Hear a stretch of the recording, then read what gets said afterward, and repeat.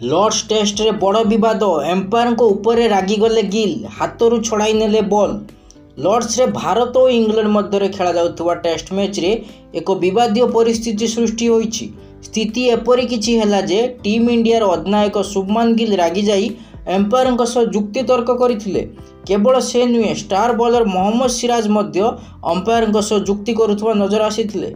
एही सब घटना बॉल को नहीं होइथिला, जहाँ उपरे सीरीज आरंभ हुई प्रश्न उठी सारी।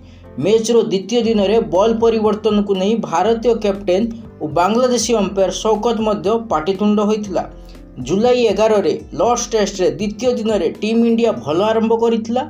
दिनर खेल आरंभर आधा घंटा मध्य बुमरा इंग्लैंड रो 3 विकेट नैथिले।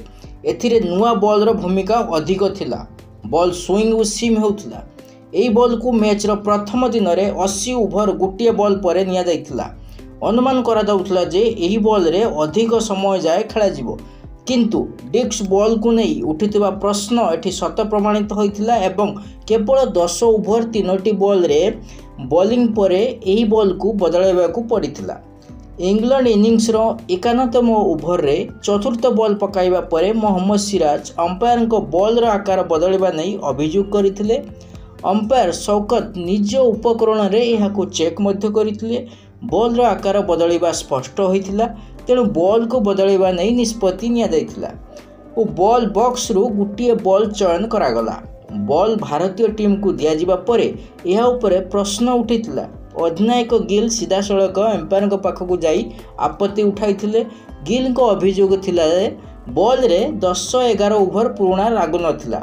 नियम अनुसार बॉल को बदलवा समय रे सेहीपरि पुराणा बॉल दिया जिवो, किंतु एम्पायर गिल को कथा को शुणी नथिले, जेउथिपाई भारतीय कैप्टेन को सह जुक्तितर्क होइतिला। रागरे गिल एम्पायर को हाथरू बॉल छड़ाई नैथिले।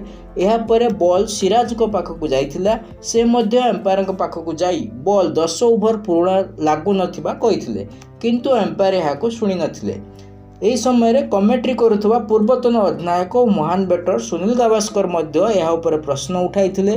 गावस्कर स्पष्ट भावे कहिथिले जे जेउ बॉल टीम इंडिया को दिया जाइछि ताहा 10 नुहे 20 ओभर मध्य पुराणा लागु नाही।